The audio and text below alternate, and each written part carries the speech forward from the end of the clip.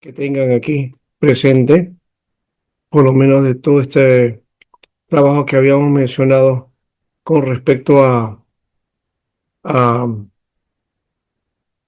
al pentecostalismo, que todavía estamos ahí más o menos, estamos en el grupo, el movimiento de santidad y vamos a trabajar un poco este aspecto también.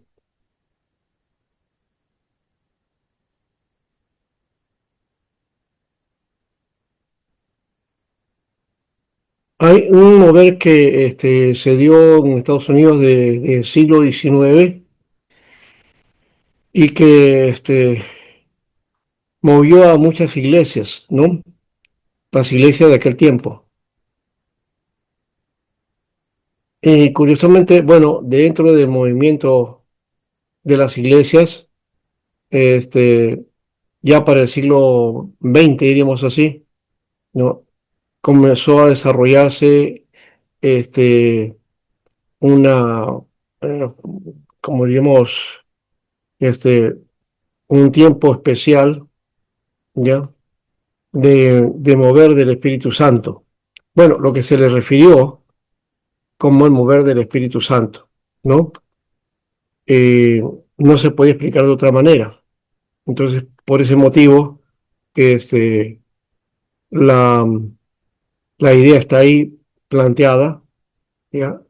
Y, y de hecho, porque habían cosas bastante especiales, ¿no? Sanidades, milagros, algo nunca visto en el tiempo de la iglesia, hasta ese tiempo, y que se le atribuyó al Espíritu Santo.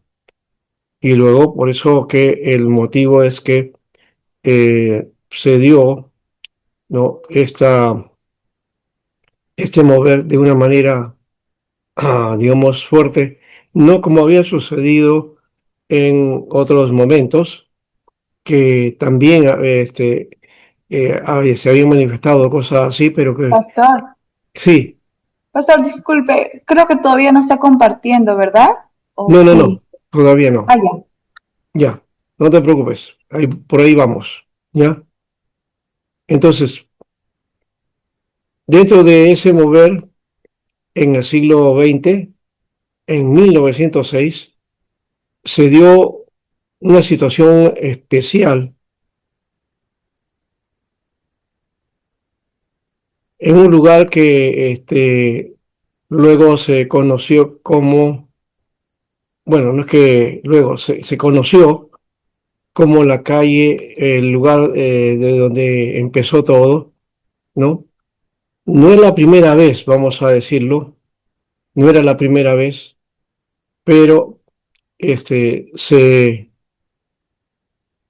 la forma en que se manifestó, sí, había sido algo nuevo, algo distinto, o, bueno, no tan distinto porque había habido otros momentos también grandes, ya que la iglesia no lo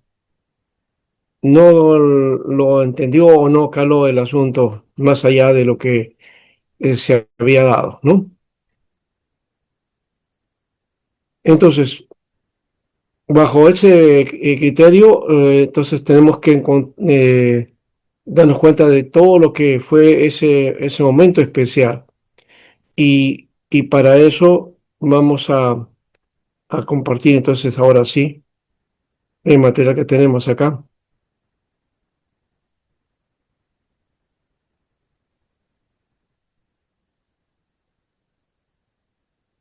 y hablar de estos dos personajes, ¿no? Estos son los personajes principales o los que de alguna manera tenemos nosotros como referente para el movimiento pentecostal, ¿no? Eh, la pareja que está ahí es la pareja de la familia Seymour, ¿no? William Seymour y su esposa. Y al costado está Charles Parham. Charles Parham había sido, o digamos, maestro de Williams, ¿no? Y él era de la iglesia bautista, entiendo, ¿no? Y William Seymour era metodista, ¿no? eh, hay que ver esto también en medio de la situación social de la época, ¿no? La sociedad, digamos, americana, ¿no? Había ya salido de la situación, bueno, no había salido, ya los afrodescendientes ya eran libres, ya no habían, la esclavitud había cesado, pero no, bueno, no había cesado, había sido que la ley, había una ley que ya pues no había esclavitud. Eso el sur no lo permitía, ¿no? Y luchaba, ¿no? eh, Hizo un montón de cosas el sur para tratar de imponerse y todavía tener entonces este sistema de esclavitud, ¿no? Porque ellos decían que eso era lo correcto, era la voluntad de Dios, ¿no? Y que eso era lo natural, ¿no? Lo antinatural era que esta gente quiera libertad, ¿no? Y se arguía bíblicamente, o sea, con la Biblia, de que Sem, ¿no? Que era uno de los que se decía que era moreno, ¿no? Ujú. Entonces Dios lo había castigado. Entonces, desde esa perspectiva venía que todos los que eran morenos, ¿no? Eran pues entonces condenados por Dios. Entonces, no necesitábamos darle un trato igualitario, sino que había que hacerle menos porque no es un ser que, digamos, tenía la categoría de hombre o de persona, ¿no? Eso es lo que se decía en esa época, ¿no? Y otra cosa es que en las iglesias también eso era natural, ¿no? Muy natural, ¿no? Se hace, por ejemplo, referencia de que el compositor, ahorita creo que no me olvido de su nombre, creo que me parece que es el autor de Sublime Gracia. Él, antes de componer y entregarse al Señor, él había sido, digamos, no le podría decir trata de esclavos, tenía su empresa que él, pues, daba esclavos a las personas, ¿no? Los vendía. Y él se encuentra con el Señor y bueno, deja ese negocio. Y luego se hace famoso con la canción, esa alabanza de Sublime Gracia, ¿no? Eso cala de alguna manera, pero las iglesias, todas las iglesias y los pastores, pues, de las iglesias americanas, ellos entendían entonces que a los negros no hay que, no le podemos dar entonces las condiciones ni las libertades que los demás ya por derecho tiene, ¿no? Entonces, ese era un aspecto que eh, ha quedado de alguna manera en la historia, ¿no? Y sí, John Newton es el autor de Amazing Grace, o sea, Sublime Gracia, ¿no? Newton trabajó como traficante de esclavos. Sí, era un Y negrero. sí, y presenció la crueldad de la trata de esclavos y una experiencia que años después, tras su conversión, lo convirtió en un opositor a la esclavitud y eso lo inspiró a escribir el himno, ¿no? De Sublime Gracia. Es una melodía ya de los negros ustedes saben que la música gospel, la música evangélica, nace dentro de los campos de cañaverales, ¿no? Y los campos de algodón donde trabajaban los negros.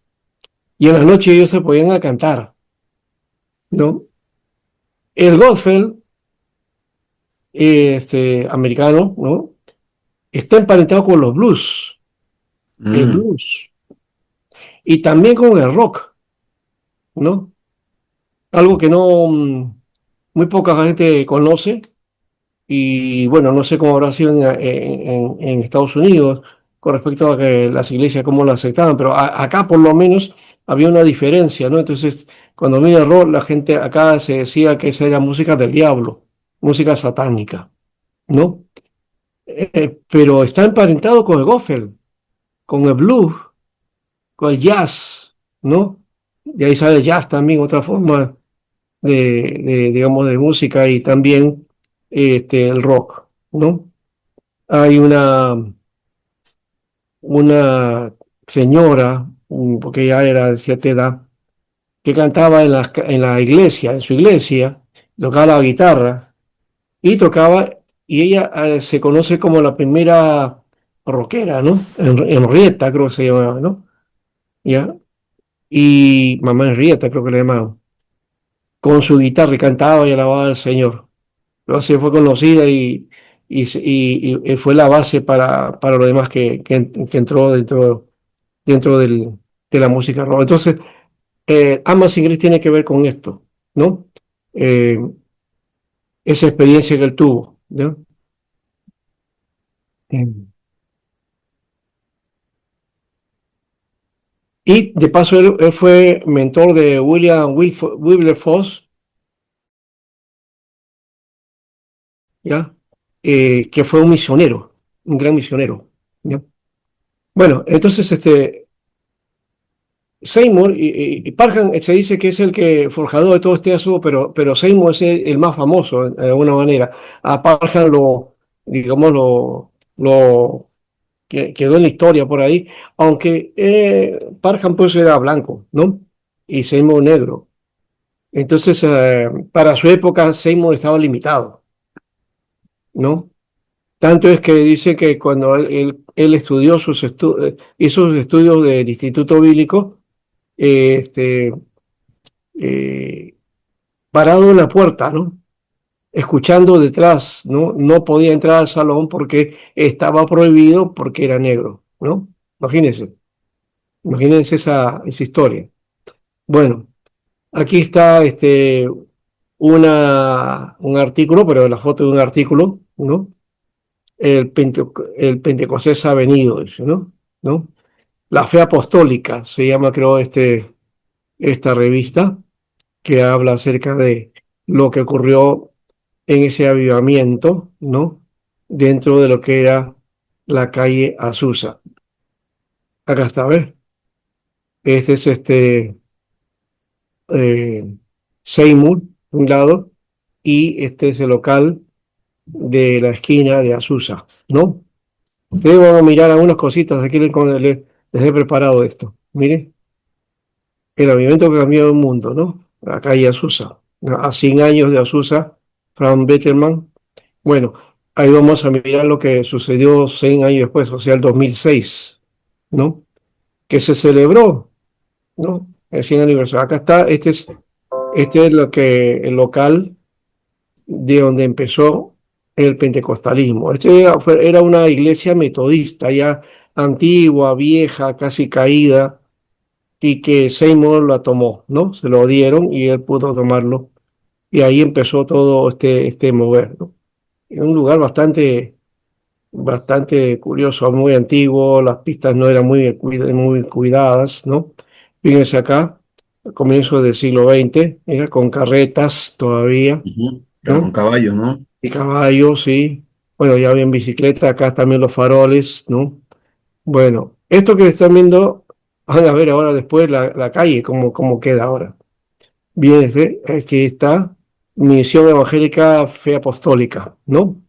Aquí está los carros antiguos, fíjense, ¿ven? Estos Ford antiguos, los primeros, Se manivela, pastor, ¿no? bueno, seguramente. Acá estaba el reverendo William Seymour Ahí está y Will la Smith. casa. Esta es la calle Azusa, pero hay que ver dónde queda la calle Azusa. Esta de aquí es una avenida, ¿no? Ah, Posiblemente ¿ha esta es quedado con el nombre de Azusa. Susa, pastor? ¿Ah? Ah, su nombre ha quedado igual a Susa, ¿no? Azusa es en la dirección, la La calle. dirección, ¿no? Ah, La calle ya. se llama, sí, sí, ¿ya? Y bueno, ya esto no lo saqué, pero bueno, vamos a mirar por acá. Ahora sí. Sí, acá dice Azusa Misión, Esos son mis- el sitio del Santo Avivamiento en Azusa de 1906 a 1931, ¿no? Que fue el movimiento pentecostal, o sea, el inicio movimiento pentecostal a nivel mundial, ¿no? Aquí está, esta es la calle ahora de forma moderna, ¿no? Y esta dirección acá, Azusa, no es en la avenida, es esta que está acá al costado. Es una calle pequeña, lo vamos a ver, ¿no? Acá es. Entonces, esto está en inglés, es Torre de Oración de la calle Azusa, ¿no? Azusa Street Prayer Tower. No me salió bien acá. Aquí está, fíjense, esta es la esquina que le estaba enseñando, esta es la esquina. Aquí estaba la iglesia de la calle Azusa. Esta es la calle Azusa. Este pasaje es Azusa, ¿ya? Pasaje pequeño. Y ahora aquí hay una plazuela, ¿no? Y dentro de esta plazuela, por aquí, más o menos por aquí, hay una placa que conmemora el avivamiento que ocurrió en este lugar, ¿no? En este lugar. Acá hay un muro, lastimosamente es un muro, ¿no? Que tienen esa calle. Acá está, ¿ves? Acá dice Azusa, ¿ves? ¿Ya? Este es Azusa, esta es la avenida. Aquí está la iglesia, o lo que era la iglesia. Ahora hay otro lugar de centro de oración, ¿no? Y acá estaba, ¿no? Azusa Street, ¿ves? La calle Azusa Street. Todo esto es Azusa, ¿ya? Am, Aquí hay otra forma, ¿ves? Aquí está, Azusa Street, ¿ves? ¿Eh? Esta parte. Aquí era la iglesia. Y esta es una avenida ahora, ¿no? Y en esta parte de aquí nos ven una cosita negrita. Esta es la placa que recuerda este tiempo. No, no sé cuándo hicieron la placa, pero hubo una celebración del centenario, ¿no? De la calle Azusa, ¿no? Y aquí está, bienvenidos a la celebración centenario de la calle Azusa, ¿no? 100 años en un centro de convención en, en Los Ángeles, dice que tenía más o menos 30.000, de capacidad de 30 para 30.000 personas, se llenó, ¿no? Se llenó completamente. Aquí está, ¿no? Centenario de la calle Azusa, 1906-2006, ¿no? Entonces sí, hubo una celebración. Aquí está un coro, ¿no? Alabando al Señor. Y bueno, un culto muy importante fue. Bueno, eso es todo lo que tengo de la calle Azusa, ¿ya? La placa exactamente no la tengo. La tengo por ahí, una foto, pero no la he encontrado. Voy a tener que buscarla de todas maneras, ¿no? Para en otro momento entregarla. Bien, entonces ya tenemos aquí este mover que Ujú. digamos, nos ha Pastor, dado una pregunta. bastante. Sí, a ver, pregunta, Una sí. pregunta. Antes que pasemos a otro grupo, hay mucho que hablar del pentecostalismo. Mm. Sí, pero ¿en qué momento, pastor, hay un quiebre para el neopentecostalismo? Eso ya es otra historia. Ay, Esa ay, ay. historia ya es más moderna, Más moderna, sí, por eso me inquieta un es más poco, de nuestro porque tiempo, ¿no? Porque el pentecostalismo no tiene nada que ver fue con neo. el neopentecostalismo, Ah, ¿no? pero toma el nombre, pareciera que a veces podemos confundirnos, por eso que yo No, no, pregunto, no, ellos no toman el apoyar. nombre, ellos no se han puesto ese nombre. Lo que sucede es que este, ¿cómo le podemos decir? El, el movimiento carismático, ¿no? Ujú, Asumió su propio rol, ¿no? Más o menos desde los 60 ya se estaban manifestando, A pero los, la fuerza, digamos, grande que tuvo el movimiento carismático fue por los años 80, ¿no? No sé si Lima el Encuentro con Dios puede haber calado en parte esto, sí, y pues. me parece que sí, ha ayudado bastante Ujú. ya a que el movimiento carismático se haga mucho más conocido y con mucha más fuerza, ¿no? Ya que el Lima del Encuentro con Dios fue un movimiento muy especial y también de mucho mover de las iglesias, ¿no? O sea, las iglesias la tomaron como referente, ¿no? Entonces, mucha gente que había estado en Lima del Encuentro con Dios también, entonces, va a tener sus propias experiencias espirituales unidos a movimientos que venían, como por ejemplo, movimientos americanos venían de la onda de las iglesias electrónicas, ¿no? Y también del mover de la tercera ola, ¿no? Y desde Pastor, una ahí, confesión, Agua Viva también nace en ese tiempo agua viva van a ser como consecuencia de como esto. consecuencia, ¿no? Ah, ya, ya. Sí, eso es lo que vamos a hablar hoy día para Ah, ya, trabajar al qué bien, respecto, pastor. ¿no? Ya. Pastor, Entonces, ya tenemos entonces el lugar donde está Azusa, es al norte de Los Ángeles, ¿no? Bueno, no sé qué parte de Ángeles realmente es al norte, yo sé que está al norte, ¿ya? Si uno va, digamos, a Los Ángeles, hacia arriba, hacia el lado derecho va. Sí, sí, hermano, ¿qué dice? No, solamente de repente como reiterar algo nada más, unas preguntas nada más y no, en todo caso de manera concreta, eh, algunas preguntas que tenía. Este, eh, este movimiento de Azusa, bueno, el inicio de la iglesia de allá por el reverendo Seymour, ¿qué público llega a calar ahí? Solamente el sector de los hermanos así de color nada más en un inicio, o mejor dicho, qué clase social, qué público es el que llega a tomar esa congregación, si fue bien visto o no fue bien visto en ese lugar? Tengo entendido que misioneros salen de ahí y se van a Europa, pero en Europa no tuvo mucho auge en realidad. Me parece que no tuvo mucho auge, creo que allá no fue bien recibido eso. Me gustaría saber también, ¿ellos ya tenían la doctrina del bautismo del Espíritu Santo o en qué momento el bautismo del Espíritu Santo se toma como doctrina? Si a eso lo atribuyen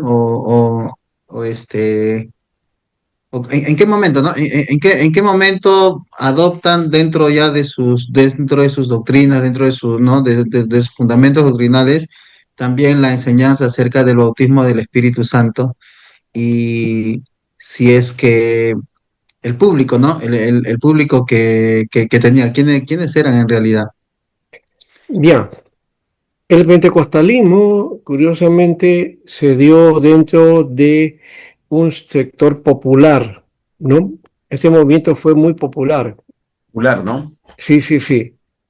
Y por ese motivo, de gente campesina, gente de color, ¿no? Gente que, bueno, con limitaciones también, hay que entender también la época, no Marginada, podríamos todos, decir, pastor, un ¿sí? sector marginado, diríamos. Un sector marginado, popular y con poca educación también, ¿no? Eso tocó por ahí. Posiblemente ese sea el motivo por el que no pegaron en Europa, ¿no? Europa era más intelectual, más Allá. académica y menos emocional, ¿no? Ya, entonces es posible que también eso, Sudamérica, sí. sí, pegó acá, pastor, acá cuando llegó, pegó. Sí, acá Pegó pegó fuerte, entre la gente popular, pues sí. pegó, pues. Claro, el Evangelio siempre fue desde la capa popular, los obreros, los campesinos, la gente rural, ¿no? Ujú. Muy poca gente de Lima, se iba al mundo evangélico, ¿no? Y si era de Lima, pues era de una condición media para abajo, ¿no? La clase media y la clase alta, nada que ver con el Evangelio.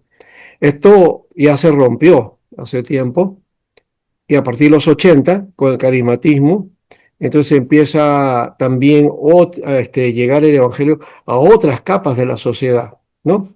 Esto también hay que verlo desde la perspectiva social. Eso es otro aspecto también que a veces no queremos tocar, ¿no? No sé si por cuestiones de discriminación o racismo o que quien lo toque va, digamos, a ser tomado como que hace luchas de clase o algo así. No, no, no, no, no es ese el sentido. Deberíamos trabajar esto porque ciertamente nuestras iglesias siempre han sido de corte popular y ustedes lo ven, ¿no? ¿Cuál es nuestro pueblo generalmente en el mundo evangélico? ¿No? La mayoría de gente viene de extracto bajo, ¿no? Y de corte popular. Poco a poco se han ido las nuevas generaciones, ¿no? Con, digamos, el desarrollo ya que ha adquirido también el país y las posibilidades que han tenido, algunos han llegado pues, a profesionalizarse y entrar a la clase media. Bueno, hoy día la clase media también ya casi ha desaparecido, ¿no? Eso, ya desapareció, pastor. Sí, ya desapareció y los profesionales, antes un profesional pues ganaba. Hoy día pues no es así, ¿no? Este, bueno, de todas maneras, esa es la capa que tenemos ahora todavía, ¿no? Entonces, ustedes miren en nuestras congregaciones, no van a encontrar gente de cierto nivel económico, ¿no? O de algún sector de nivel económico, por lo menos promediamente de alto para arriba, ¿no? De media para arriba. No lo vamos a encontrar. Son pocos. Sí, sí los hay, pero son pocos. Y donde sí hay es en el mundo carismático, ¿ya? Y es el mundo carismático al que hoy día se le conoce dentro de ese movimiento, dentro de ese, digamos, de ese accionar, comienzan a moverse iglesias nuevas a las que se les va a llamar entonces neopentecostales. Ellos no se llaman neopentecostales por si acaso, no. Ellos se llaman, qué sé yo, iglesias de fe, iglesias de prosperidad, Allá. iglesias apostólicas, tienen otros nombres. No se van ellos inclusive dijeron que no son pentecostales tampoco, no, porque hay un rechazo a eso. Uno, Así es. porque está asociado al nombre pentecostal a lo pobre, pues, ¿no? Al barrio, a lo popular, ¿ya? Entonces, por eso es que no lo quieren, ¿no? ¿Ya? Entonces, este es otro aspecto que hay que reconocer. Eh, entonces, hay una historia que corresponde entonces mm, también a un sector que viene digamos, de estrato popular. Y los pastores también lo son así. Y una de las cosas que también hay que tomar en cuenta es lo que sucedió con justamente eh, este señor Seymour, ¿no? Seymour era un esclavo, o había sido, ¿no? Fue liberado, ya era libre, pero era discriminado porque era negro, ¿no? La discriminación llegó hasta la mitad del siglo XX, ¿no? Y que dentro de eso se comprometió el pastor bautista Martin Luther King, ¿no? Y por Ujú. esa causa también al final lo matan, ¿no? Eh, pero, Bien pero fuerte, al final pastor. logró que la gente de color surgiera, ¿no? Y lo curioso es que hay alguna gente que todavía en Estados Unidos no perdona el hecho de que hayan tenido un presidente negro, ¿no? ¿Hasta ahora, pastor, eso? En alguna manera sí, porque Hasta ahora, usted que ha estado hace poco por allá, pasado, bueno, cuéntanos, tráiganos lo calentito, eh, pues. donde he estado es de Todavía. la parte más digamos, segregacionista que hay, pero Ay, ay, ay, no he ay. sentido esa pegada. Ahí hay Yo lo mucho digo simplemente fundamentalismo, porque ahí. lo digo porque lo que ha estado ocurriendo allá, ¿no? Porque la segregación se ha hecho más fuerte, ha habido destrucción de monumentos, ¿no? Esta de las luchas entre el norte y el sur, hoy ha surgido de nuevo toda esta idea, ¿no? La primacía del hombre blanco por encima del hombre del afro, ¿no? Eso es notorio allá, ¿no? Pastor, una opinión suya. ¿Y qué le pareciera entonces ahora cuando el alcalde de Nueva York ¿cómo se llama? Es palestino, raíces palestinas? Entonces van como Es que una jalan los lucha, pelos. es una lucha ahorita, ¿no? No solamente palestino está contra la lucha de Israel con Palestina en fin, hay otras cosas ahí, ¿no? Y opositor al presidente y el presidente tampoco Yes. lo quiere, entonces, pero ha salido así, ¿no? Es lo que la gente ha querido. Vamos a ver qué pasa, no sé. Por lo menos ahí algo, no va a ser fácil, no le va a ser fácil, de hecho, porque hay mucha oposición, ¿no? Bueno,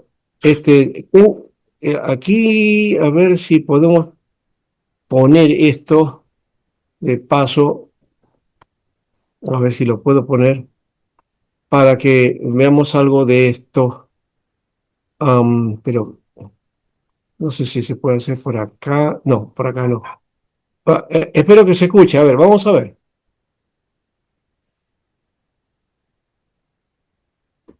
¿Has parado a pensar cuánto de tu trabajo es pura pérdida de tiempo? Vamos a hacer un cálculo rápido. ¿Escuchan? Ellos toman esa idea, ¿Se escuchó?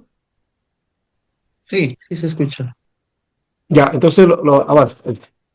sino en el bautismo del Espíritu Santo. Y hablan de que hay que buscar el bautismo del Espíritu Santo y incluso algunos de ellos creen que usted no es salvo si no habla en lenguas. Y porque pues hablar en lenguas es la evidencia de que es bautizado en el Espíritu Santo.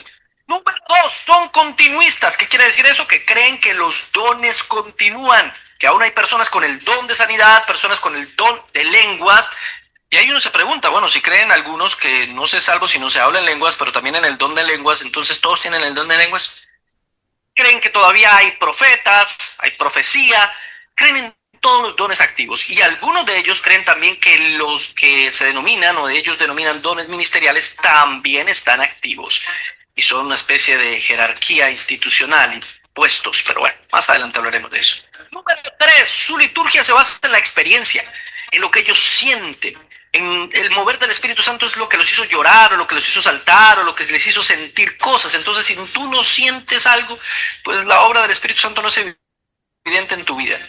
Bueno, no todos creen eso igual, pero lo que sí sabemos es que su liturgia definitivamente tiene un enfoque hacia las emociones. Música de fondo, bonita, o rock, o manejar las emociones recordando tu pasado, diferentes técnicas para llegar a lo emocional del ser humano. Número 4, la mayoría de ellos son dispensacionalistas. ¿Qué quiere decir dispensacionalistas? Que creen que la obra del Señor y la salvación viene por dispensaciones. La historia está dividida por dispensaciones. Como que una dispensación es una obra específica con un grupo de personas en un tiempo y luego pasan a otra dispensación. Si quieres saber bien qué es el dispensacionalismo, dejo por aquí mi video. Número 5, tienen además una escatología premilenialista, pero no premilenialista histórica, porque hay unos premilenialistas de toda la vida, sino premilenialista dispensacional, que es diferente. Se basa, obviamente, en los escritos de John Nelson Darby y también de un señor que se llama Scofield, que hizo unas anotaciones a una Biblia de estudio y que se volvió súper popular en los pentecostales, y muchos incluso confundían las anotaciones en la Biblia de Scofield con parte de la Biblia, así que lo tomaron literal y eso es palabra de Dios para muchos de ellos. Número 6, enfatizan muchísimo la santidad. La obra del Espíritu Santo te lleva a la santidad y eso está bien, aunque algunos grupos lo llevan al extremo, la santidad de una forma externa, física, algo que se tiene que demostrar totalmente, y entonces llegan a ciertos extremos legalistas que más adelante analizaremos un poquito. Y por último, basan el énfasis de la predicación de Cristo y su obra al Espíritu Santo y su obra. Es decir, no son cristocéntricos en todo el sentido de la palabra. Podríamos en algún sentido decir que son Espíritu Santo-céntricos. Para muchos, no para todos, es más importante la obra del Espíritu Santo que la obra de Cristo en la cruz. En segundo lugar, hablemos de su historia. El pentecostalismo surge en un contexto histórico particular, donde el movimiento de la santidad y otro tipo de movimientos espiritualistas tenían mucha fuerza en los Estados Unidos. Claro, hay que hablar de Carlos Finney. Él cumplió un papel fundamental, su predicación, sus ojos azules profundos, el entusiasmo con el que predicaba, la fuerza, eso motivó, impulsó muchísimo lo que algunos llamaron el tercer gran despertar, un movimiento bastante emocionalista, espiritual, que llevó a la creación de varias iglesias. Y una de ellas es la primera iglesia pentecostal realmente de la historia. Se llama la Iglesia de Dios, fundada en 1886 por Ambrose J. Tomlinson. Él y después su hijo van a dirigir una iglesia que se va a llamar primero Iglesia de Dios y luego, por un asunto legal y unas disputas que hubo ahí, le cambiaron el nombre a Iglesia de Dios de la Profecía. Esa iglesia es una de las más grandes de los Estados Unidos y del mundo, y la Iglesia de Dios y Iglesia de Dios de la Profecía y su otra versión, Iglesia de Dios del Caribe, y otras, porque salieron varios de ahí, son realmente, todas parten de la primera iglesia pentecostal. Esto es antes del avivamiento de la calle Azusa, señores.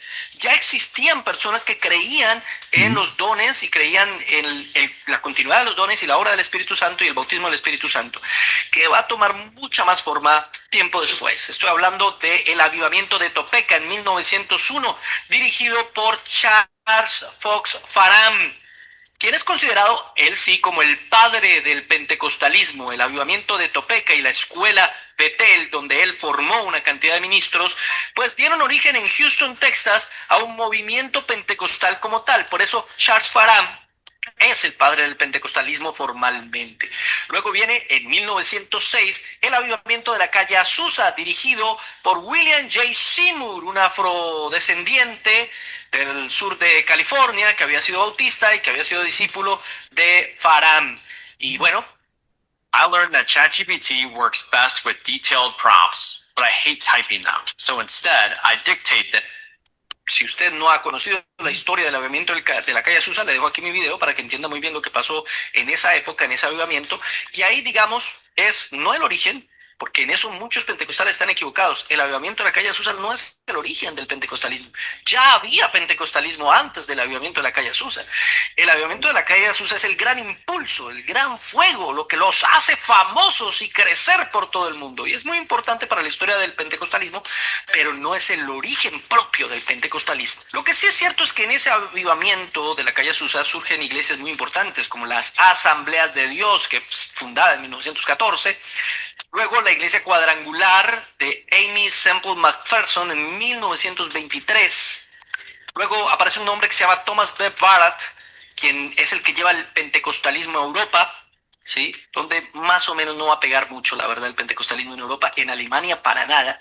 Luego un hombre llamado Willis C. Huber, metodista pentecostal, llega a Chile y comienza el pentecostalismo en Sudamérica con una fuerza en Chile impresionante. Por un tiempo fue la iglesia más grande del mundo. Luego viene una segunda ola del pentecostalismo. Una ola que va a comenzar más o menos a finales de los años 50 y se va a prolongar hasta los 80.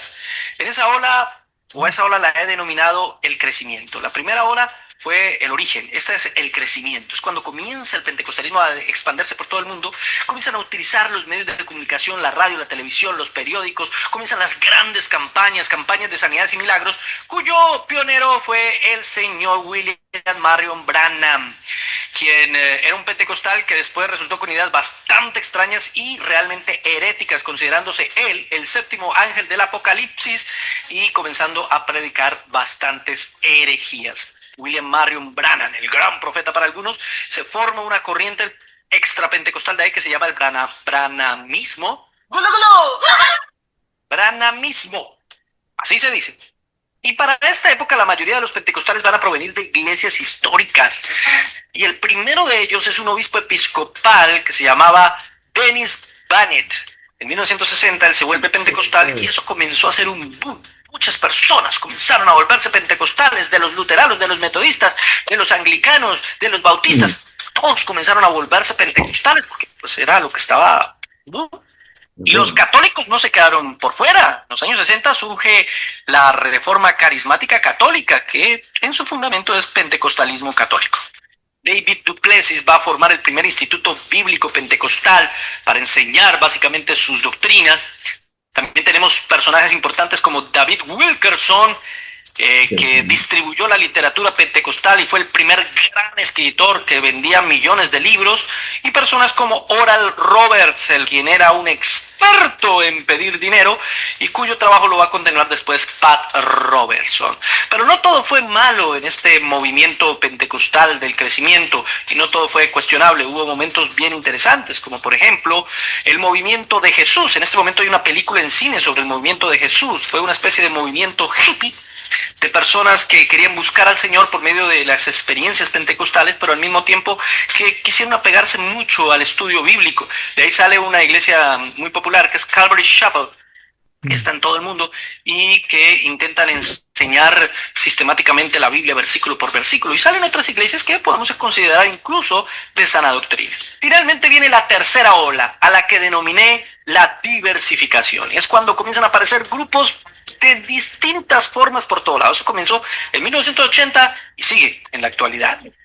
¿Qué es lo que pasa en 1980? Viene un movimiento que se va a llamar, o lo van a denominar, el movimiento de los odres nuevos. Entonces vamos a hacer odres nuevos, y viene la nueva reforma apostólica que comenzó por allá en el sur de California, dirigida por un señor llamado Donald McGebran, en el seminario Fuller de California. Ellos básicamente decían es que todos los dones habían sido restaurados, incluso los dones ministeriales, y que esos dones ministeriales en cierto sentido son como cargos, puestos. Entonces yo puedo ser nombrado apóstol, profeta, pastor, evangelista y maestro. Son nombramientos, y entonces comienzan a hablar de los 5 ministerios, y comienzan a hablar de todas esas cosas que antes no se entendían para nada así, pero que ellos lo entienden así y lo van a mezclar con su eclesiología, y entonces van a constituir una estructura eclesiástica basada en eso. Y ahí comienzan graves problemas para el pentecostalismo. Y estoy hablando de teología de la prosperidad, teología del reino ahora, neopentecostalismo y tendencias que buscan no tanto una relación espiritual con Dios como el principio del pentecostalismo histórico, sino más bien una experiencia místico, mágico, maravillosa. Es con lo que nosotros luchamos todos los días en Biblia Libre. Y aquí llegamos al tercer punto. Tipos o clases de pentecostales. No todos los pentecostales son lo mismo. No me meta a todos en el mismo costal. Pentecostales, 5 costales. O 5 en el mismo costal. Sí, porque podemos dividir a los pentecostales en 5 grandes corrientes. Número 1, el pentecostalismo histórico, anterior al avivamiento de la calle Azusa. Ya les hablé de A.J. Tomlinson, el fundador de la Iglesia de Dios y la Iglesia de la Profecía. Esta es una corriente completa que, aunque fue influenciada por el movimiento de la calle Azusa y hoy en día es influenciada por todos estos movimientos neopentecostales terriblemente, algunos de estos grupos han mantenido su legado pentecostal bien claro, pentecostal histórico. Los pentecostales históricos son más moderados. Generalmente los pentecostales históricos mantienen una liturgia más controlada, no tan extravagante como algunos otros pentecostales. Son personas más centradas y que tienen un amor y un estudio por la palabra de Dios bien profundo. Son evidentemente arminianos en su soteriología, es decir, creen en que el hombre decide por Dios para ser salvo. Y bueno, podríamos decir que muchas de las personas del pentecostalismo histórico son maestros de sana doctrina. Diferimos en algunos puntos, pero no son puntos esenciales de fe. Número 2, el pentecostalismo clásico. Y este pentecostalismo clásico sí surge evidentemente en el avivamiento de la calle Azusa, de donde surge Asamblea de Dios. Aunque hablar de Asamblea de Dios hoy en día es muy difícil, porque aunque hacen intentos por mantener unificados ciertos criterios doctrinales, pues la verdad cada iglesia de Asamblea de Dios es como una iglesia completamente independiente y completamente diferente, y creen cosas secundarias y terciarias completamente distintas. Así que es bien complicado hablar hoy en día de Asamblea de Dios. Pero el pentecostalismo clásico sale de ahí. Algunos han ido a extremos, son ultralegalistas y algunos del pentecostalismo clásico son realmente ultra fundamentalistas, esos que no se pueden maquillar las mujeres, no se pueden poner aretes, no pueden andar en pantalón, una cantidad de reglas, de normas, y ha derivado en sectas como los Rabacucu y otras sectas por ahí que dicen ser pentecostales, pero ya no alcanzan siquiera a ser pentecostalismo clásico, ya se sale de eso, ni esos son. Número 3, el pentecostalismo unicitario.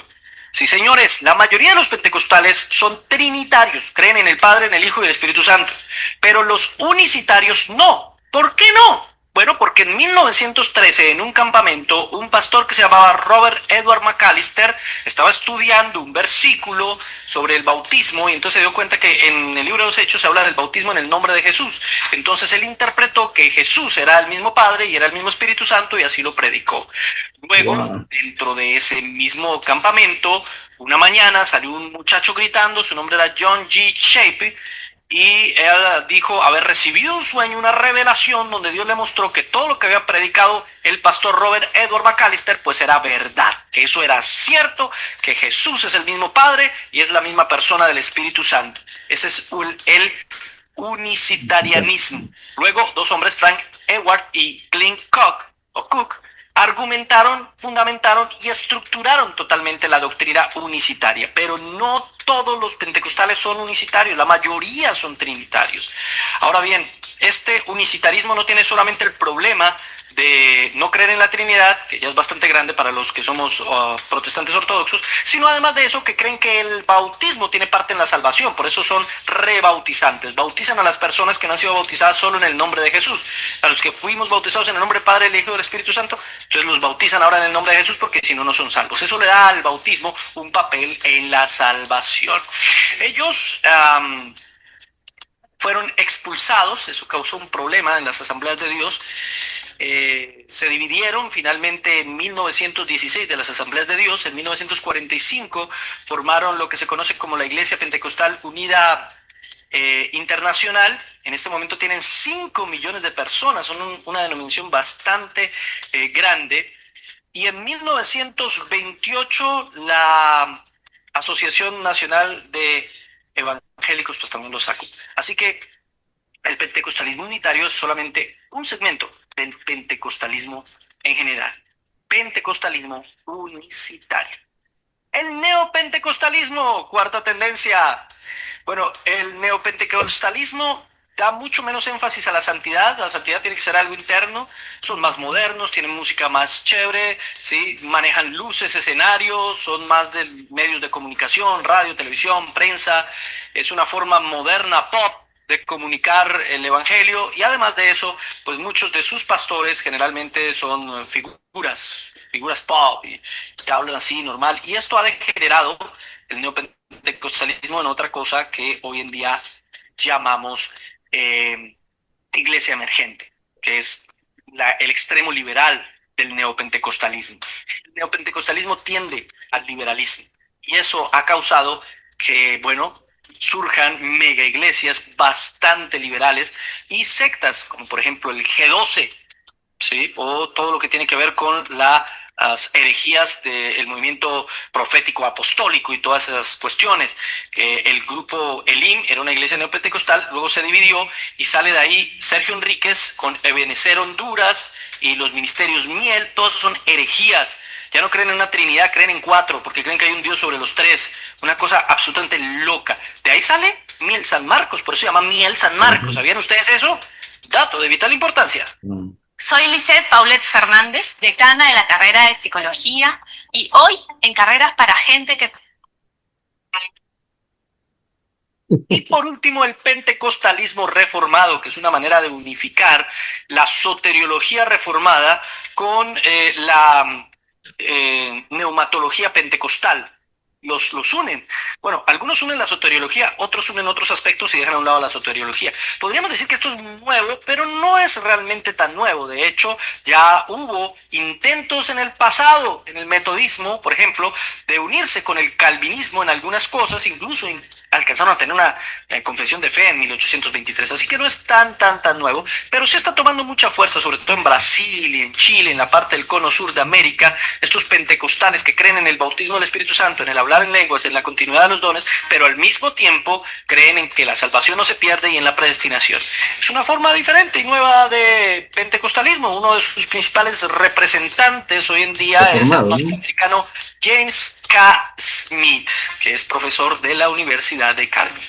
Finalmente, mis hermanos queridos, tengo que decir que no todos los pentecostales son falsos cristianos.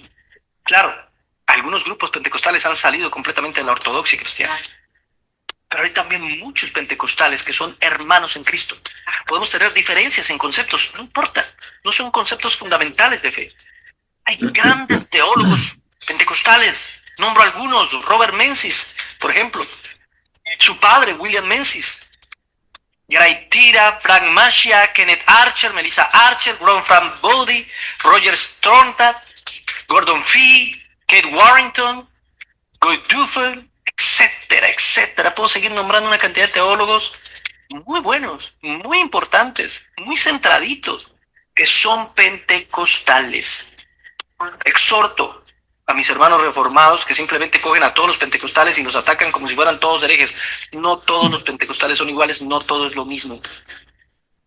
Y si usted es pentecostal, ya sabe, entonces, ¿cuál es el origen de su denominación? Solamente recuerden, 1 Juan 4:7, amados, amémonos unos a otros, porque el amor es de Dios. Todo aquel que ama es nacido de Dios y conoce a Dios. El amor es lo que nos demuestra hijos de Dios. Muchas de estas personas aman real, sinceramente al Dios de la Biblia. Y aunque tengamos pequeñas diferencias en lo fundamental, estamos en lo mismo. Por eso debemos amarlos y respetarlos. Respetemos, amemos y acojamos a nuestros hermanos pentecostales. Si le gustó este video, compártalo, dele like y suscríbase a nuestro canal. Dios le bendiga y Dios le guarde. Gracias por estar en ¿Qué es? De Biblia Libre. Bien. Sí, interesante, pastora.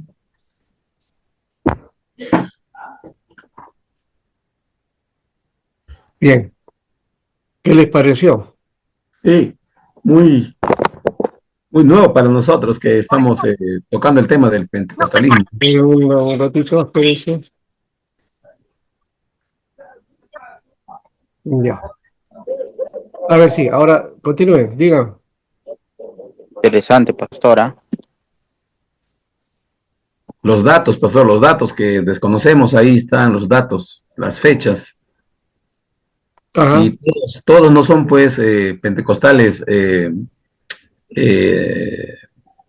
nos manejan sana doctrina, ¿no? Hay que verlos y hay hermanos muy, muy maduros en su fe, pues. Claro. Pero como también da miedo esos unicitarios, pastora, también bien preocupante su hermenéutica de cómo ven ese texto, de que Pedro bautizaba en el nombre de Jesús. Ah, sí, pues. Y pues sí, pastor. Un poco desviado ahí, ¿no? Pero este jovencito que sale en el campamento recibiendo una revelación, lo asienta, pero lo asienta bien a lo que el pastor había dicho. Y ahí nace, pues, ¿no? Sí. Bueno, este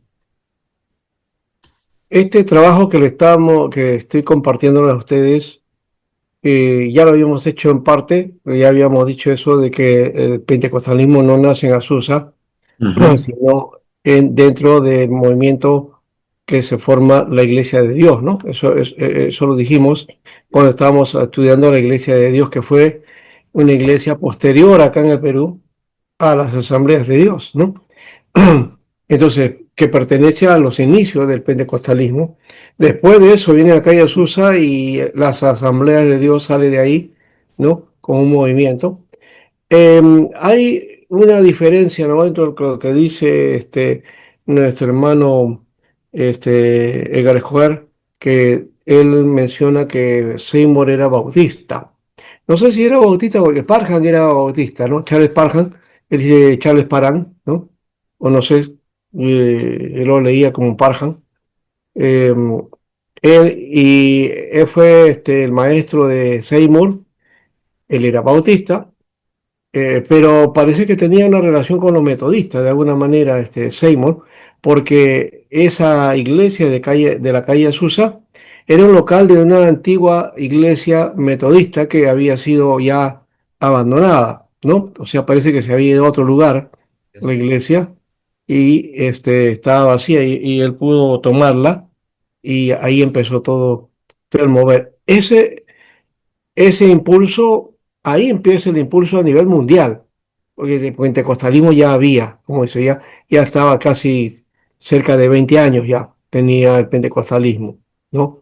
Sino que, Antes de eso era lo de Topeka, pastor, ¿verdad, no? claro, Topeka, pues si Topeka ahí está importante. Y Parham es el iniciador y por eso me Ah, acuerdo de ya. tu hermano,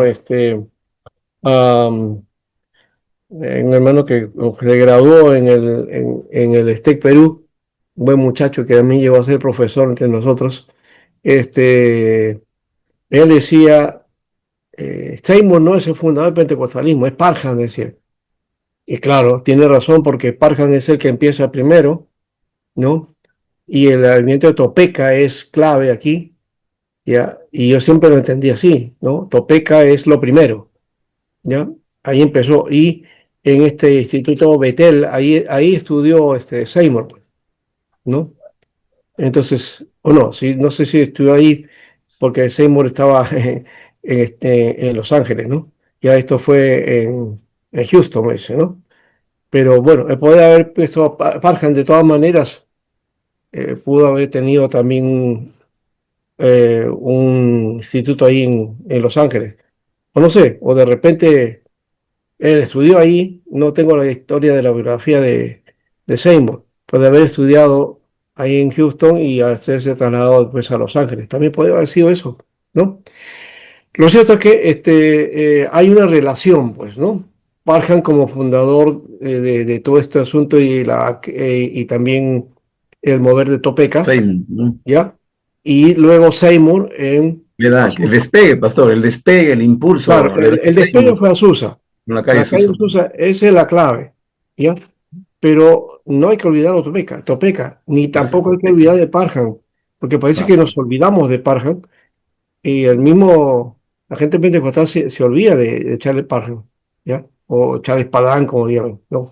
Lo cierto es que él impulsó todo esto, ¿ya? Que prendió en la época de Seymour es otra cosa, ¿no? Es posible que, como mencioné, ¿no? Lo de Seibo fue a un nivel popular. Esa zona de donde está la Azusa era un lugar bien popular, bien, ¿no? De gente bastante, digamos, limitada económicamente, ¿no? Muy pobre. Hoy día cuando uno va allá, pues esto ha cambiado, ¿no? ¿No? Está en pleno Los Ángeles y hay una avenida, ¿no? Y todo lo demás. Claro, y quizás el lugar esté un poco descuidado también, ¿no? Porque esa plazuela que está ahí está descuidada, ¿no? Pero en fin, ahí está ese detalle. Vamos, a ver, y ya les había puesto acá también, este, teníamos aquí dentro de trabajo, entonces aquí está, ¿no es cierto? El centenario de la calle Azusa. Bueno, deberíamos pensar ya que el pentecostalismo no tiene 100 años o 119 años, ¿no? Sino tiene más, ¿no? Porque viene desde el 86, ¿no? O sea, ya tiene algo así como 140 años más o menos, ¿no? Más o menos. Y hay que ver también que no es lo mismo, y me gustó el video, el comentario ahí de nuestro hermano Edgar Escobar, que es necesario plantearnos también que no todo pues es negativo, ¿no? Hay cosas negativas, de hecho, pero que a veces resaltamos nosotros, o como que alguien que ha estado viviendo dentro del pentecostalismo y se va a las iglesias calvinistas reformadas, como que comienza el rechazo, ¿no? Entonces hay que tener mucho cuidado con eso, ¿no? Este es un mover que creo que sí, ha sido legítimo, Dios lo ha utilizado, ¿ya? Pero hay cosas que tienen, pues, no siempre los movimientos son uniformes, ¿no? Y van variando, ¿no? Muy bien.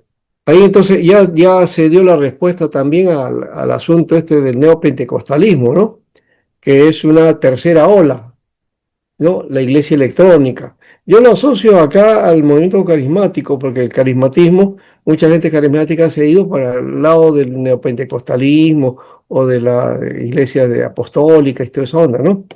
Pero en Estados Unidos está bien ligado eso a la iglesia electrónica, y ahí está David Duplessis, lo mencionó, sí, también este predicador importante claro, eh, que también está mencionado ahí, que fue el que movió a las pandillas en Nueva York, ¿no? Este, David Wilkerson, ¿no? Que ya falleció y que fue el motivador de todos los que ahora son y están metidos como pastores, ¿no? Como el caso de Nicky Cruz, ¿no? Entonces, que inclusive hicieron una película acerca de esta historia, ¿no? Oh, Entonces, él sí, era pentecostal, sí. sí. Justamente entrando a lo que usted acaba de mencionar ahorita, ¿no? Este, ¿No será que cada movimiento, a lo largo de toda la historia, estos movimientos a veces, ¿no? Bueno, ya retirados de repente del fundamento doctrinal correcto o exagerados en algunas cosas, se puede decir, surgen justamente a raíz de que algo comienza, alguna deficiencia comienza a haber en la congregación? Eh, Porque si nos damos cuenta, por ejemplo, el movimiento de John Wesley, el dispensacionalismo, eh, pareciera que comenzó a haber algo, pareciera que comenzó a haber algo ahí, y era la ausencia de las misiones o del evangelismo. Entonces empieza a adoptar, surge, se ve como un movimiento, un cambio, porque él comienza a aportar algo que de repente ya se estaba descuidando en la iglesia tradicional, tal vez, el tema del evangelismo, de las misiones, el salir a las calles, el salir a exponer, ¿no? Entrar más hacia el pueblo, concatenarse más con ellos. Ahora, el otro elemento que puedo ver también es que junto con ellos, junto con el en el pentecostalismo, entra lo que es el pietismo, el puritarismo, o sea, que tal vez comienzan a observar ellos de que ya la iglesia empieza a tener un problema porque, entre comillas, podríamos decir así, se comienza a corromper, comienza a volver más carnal, digamos así, en su apreciación. Tal vez no sea eso lo que de repente sucede, el por qué el movimiento misionero ha crecido tanto en el Perú en estos últimos años. De repente, por verse, por un lado, coger las partes del sector marginal, aunque ahorita también ya en el centro de Lima está, ¿no? La gente casi los conoce a medida de provincia, pero además porque comienzan a observar una congregación tradicional muy fría, muy carnal, eh, y en ese afán de querer ellos estar como que más cerca a Dios, como que más eh, tener la seguridad, digamos así, de que van a ser recibidos por Dios o de que van a alcanzar la salvación, un afán por querer agradar a Dios extremadamente, obviamente, de esa manera. Tal vez eso es lo que tal vez pueda suceder porque, por ejemplo, a la congregación aquí a Filadelfia, este sector de acá está plagado de bastantes congregaciones pentecostales y el movimiento misionero también tiene varias congregaciones. Y han venido hermanos así, hermanos de otras congregaciones. Y al observar la forma en cómo llevamos nosotros el servicio, lo que pensamos y lo que enseñamos, no les encaja a ellos. Como que, como que no les encaja porque pareciera de que nosotros somos muy carnales, muy salidos, ¿no? Hacia la sociedad, no sé si muy seculares o algo así, y ellos quieren ver otras cosas, ¿no? quieren ver de repente una exigencia mayor. ¿Por qué no le exigen a las señoritas que vayan con falda, por ejemplo, ¿no? ¿Por qué no, por qué vienen las hermanas de esa manera? ¿O por qué se comportan de una u otra manera? ¿Por qué no, eh, por qué no son más dados al ayuno? ¿Por qué no son dados más a la búsqueda, a la oración, ¿no? ¿Por qué nuestras oraciones le parecen muy frías, le parecen muy secas? ¿Por qué tal vez están acostumbrados a eso o de repente eso les hace creer que como que se acercan más a Dios? Y tal vez yo digo por eso, quizás todos estos movimientos han surgido porque de repente han empezado a encontrar algo, algunas deficiencias que la iglesia tradicional ha empezado a tener. Así tal vez surge en eso, pastor. Bueno, esa era una Bueno, apreciación mía. buena, tu lectura no está mal, tiene cierta razón, aunque no toda, porque el mover esto ciertamente empezó con oración, con búsqueda de Dios, y de ahí se desató. O sea, no es que vieron que la iglesia estuvo mal. Mira, ese principio que tú dices, de que la iglesia está mal y hay que hacer algo nuevo, fue el principio por el que empezó los mormones, por ejemplo, o los testigos de Jehová, o los adventistas, ¿no? Entonces, sí, ellos sí vieron ese tipo de cosas y entonces este, conversaron de Dios y por ahí el Señor se les revela de esta otra manera y dice, no, sí, tienes razón, ahora contigo vamos a fundar una nueva iglesia, ¿no? Entonces, así empiezan los movimientos. En el pentecostalismo no ha sido eso, o sea, no ha sido ese criterio, ¿ya? Y si en algún momento, ya luego, en el mover, como el caso que tú mencionas sobre la triple M, eso ya es posterior, en todo caso, o se usa como una táctica, ¿ya? Como una táctica evangelizadora para ganarse a la gente, para llevarse a la gente de las iglesias, porque así empezó el movimiento misionero. Se robaba a la gente de las iglesias, o sea, diciendo que la iglesia estaba mal y ellos venían con verdadero evangelio, ¿no? Pero el pentecostalismo no apunta así, eso no es pentecostalismo, eso ya es estrategia, ¿ya? Estrategia religiosa, ¿ya? O proselitismo religioso, que, que les llevó pues a ser una iglesia grande, ¿no? O sea, el movimiento misionero, aunque digan que no, nació de haberse llevado gente de la iglesia, de muchas denominaciones, ¿no? Alguien los llamó abigeos, ¿no? Sí, a un inicio, pastor, pues la gente buscaba algo sensorial, buscaba, pues, por eso que salen de las iglesias buscando, ¿no? Puede ser, pero el caso de pentecostalismo no empieza tampoco con esa manera, o sea, Ah, no, que ha no, derivado en lo emocional, en lo experiencial, eso es otra cosa, ¿no? Ya lo dijo Edgar diciendo que el fundador de la Iglesia de Dios era muy estudioso de la palabra, muy inquietado por la palabra, ¿no? Entonces, sí, hubo un pentecostalismo bien centrado en la palabra, ¿ya? Lo que pasa es que se ha derivado después de Azusa y ese mover que hubo, ese impacto, llevó a eso y de hecho también a que la gente después decía, bueno, pero ¿qué más, no? Y buscando más y más y más cosas y más experiencia y han caído en ese error, ¿no? Ahí viene el neopentecostalismo, ¿no? Entonces, lo emocional prima ahora. Ya no importa qué cosa es ni la palabra, ya no, simplemente la nueva palabra, ¿no? O lo que el Espíritu Santo me ordena, me dijo, y eso se predica. Entonces, eso ha derivado, pero eso, otra vez, no es pentecostalismo eso. Por eso que, buena la idea, no sé quién le puso ese nombre, ¿no? Son neopentecostales, ¿no? ¿Ya? No tienen características de nada del pentecostalismo. Entonces, el pentecostalismo, nos quedaríamos nosotros entre el pentecostalismo histórico y el pentecostalismo clásico. Hasta ahí. Después de eso, ya ¿no? Y en tanto al movimiento misionero, bueno, es otra cosa. Creo que por otro lado hay otro problema que ya no es el hecho denominacional, sino ya es un problema de la iglesia evangélica, ¿no?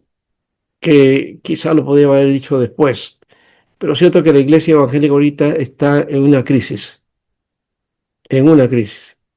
todas. Y esta crisis los ha llevado a moverse y no sé, todavía tienen los hilos norteamericanos, o sea, porque la iglesia evangélica tiene esa relación, ¿no? Históricamente, ¿no? Entonces, todo lo que sucede allá se repite también en Latinoamérica, ¿no? Entonces, la iglesia evangélica apoya al gobierno actual en Estados Unidos, ¿no? A rajatabla, que yo estoy en contra de eso, está muy mal que la iglesia evangélica sea con vendido todo esto y está traicionando el evangelio de alguna manera y a Cristo, ¿no? Lo mismo está sucediendo ahora, acá, metiéndose al accionar político y promoviendo candidatos. El movimiento misionero es claro y abierto de que cuál es su tendencia, ¿no? Desde hace 2, 3 décadas de elecciones, con videos y esas cosas, ¿no? Que ya te venden pues hacia a un ideario político. Ya eso no es evangelio, ¿no? Entonces hay que tener cuidado, ¿ya? Hay que tener cuidado. Por ahí eso creo que es la resbaladera por la cual se están metiendo. Y que pueden ser, y los movimientos también, hay, no solamente ellos, hay otros movimientos que están ahí a la par, ¿no? Fíjate, antes el Opus Dei no se podía ver con el mundo evangélico. Hoy día está el Opus Dei o integrantes del Opus Dei metidos, ahora que están en política y que están utilizando a gente evangélica, ¿no? Para promocionar, para hacer todo el asunto ahí, ¿no? Ujú. Y bueno, pues el movimiento misionero por ahí tiene pues un representante, ¿no? En el Congreso, ¿no? Que es muy fuerte, que dice ser representante evangélico, pero no es de todos los evangélicos, es del movimiento misionero, nada más, ¿no? Y de los intereses que tiene, por supuesto, que no es lo mismo eh, que corresponda al mundo evangélico, ¿no? Entonces hay que hacer las diferencias en ese aspecto. Yo no digo que un evangélico pueda optar por hacer presencia política, es que lo haga, y en buena hora que lo haga, pero no siendo de trampolín usando la iglesia, ¿no?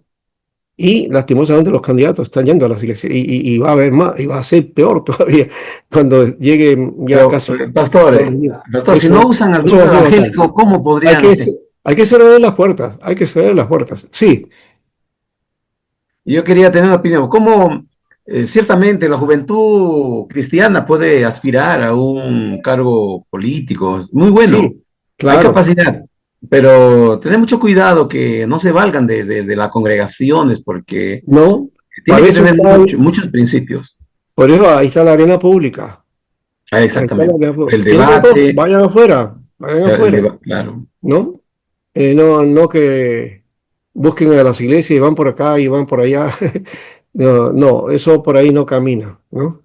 Bueno, es una reflexión que yo veo que por ahí se está ligando y eso nos está haciendo perder, eso que como Julio está mencionando, no será la búsqueda espiritual, pero sí, ahora no es la búsqueda espiritual, es la búsqueda del poder temporal para dominar ahí y desde ahí, ahora entonces, ir hacia la gente y presionar para que se conviertan, ¿no?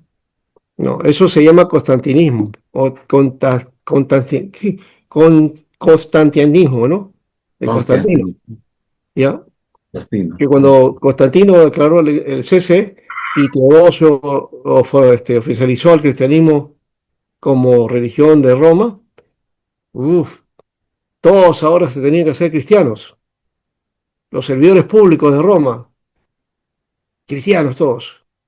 Y entonces la gente se convertía al cristianismo solamente porque necesitaba un trabajo, necesitaba esto. Ahí fue que se malogró. A mí me parece eso cuando hablan de que es Roma la que dominó y todo eso. Roma domina porque ahí se perdió el cristianismo verdadero, ¿no? Se perdió ahí. Y surgió pues otro cristianismo, ¿no? De élite y de poder, que después el protestantismo trata de de salir o limpiar, pero que no se puede, ¿no? O sea, los reformadores quisieron hacer eso y no se pudo. Y luego entonces vino la reforma, ¿no? Pero la reforma en 500 años tampoco ha logrado mucho, lastimosamente. O sea, tuvo su momento. Europa pegó, ¿no? Europa llegó a un primer mundo, recuerden eso, y es por causa de la fe también. Eso fue uno de los factores, porque también otro factor es la cultura, ¿no? Y también la idiosincrasia europea, que llegó a tener, pues, a lograr países, pues, en una esfera alta, ¿no? No logramos aterrizar eso acá en Latinoamérica, ¿no? Ya 100 años de evangelio y no hemos salido, ahora seguimos con más corrupción, ahora está peor, ¿no? Más corrupción, más delincuencia, desorden, desorganización, no solamente acá, en todos los países, ¿no? Entonces uno tiene que decir, bueno, ¿cómo el evangelio ha crecido? Y por ahí alguno dice, no, es que donde abunda la gracia, abunda el pecado también. ¿Sí? O donde abunda el pecado, abunda la gracia. No, pues no me cuenten esa historia, así no es. Esto no es así, ¿no? Sino que Europa, pues, analicemos todo lo que pasó. Y pues, claro, después ya se volvió intelectual, fría y dejó el evangelio, que es otra cosa, ¿no? Pero quedó el legado de naciones poderosas, ¿no? Económicamente hablando y culturalmente también, ¿no? ¿No? A diferencia de la nuestra, que estamos muy lejos, ¿no? ¿No? Años luz de todo eso. Y más bien estamos involucionando, retrocediendo en muchas cosas. En fin, eso todavía falta mucho por hacer, o sea, no solamente en términos espirituales, religiosos, sino sociales, educativos, de nación, de pueblo, de cultura, de idiosincrasia. Falta mucho, no sé, no sé si me quede vida para ver eso, bueno, no creo ya, porque, pero la verdad que no hemos alcanzado mucho. No es que esté decepcionado de eso, la verdad, pero es que la realidad nos lleva a ese punto, ¿no? Entonces, ¿qué hemos hecho nosotros los evangélicos? Bueno, me estoy adelantando a la clase de la semana que viene, en realidad, eso es lo que tenía que hablar la semana que viene, ¿no? Pero ya que mencionaste todo este asunto de movimiento y lo evangélico y cómo se da, y mezclado a esto también, porque no es nada extraño a esto. Hoy día está ligado mucho lo político y lo religioso, lastimosamente está muy ligado, aunque no quisiéramos que sea así, ¿no? Bueno, ya hemos trabajado un poco las iglesias carismáticas, no sé si vamos al descanso. Esto lo habíamos hecho la semana pasada en parte, ¿no? Y habíamos hablado acerca del carismatismo aquí en el Perú, básicamente, porque es la historia que estamos hablando y de dónde viene Agua Viva y todo ese tipo de cosas que están en esta señal, ¿no? Damos entonces el tiempo, sí, creo que son 10 minutos para descanso y volvemos, ¿ya?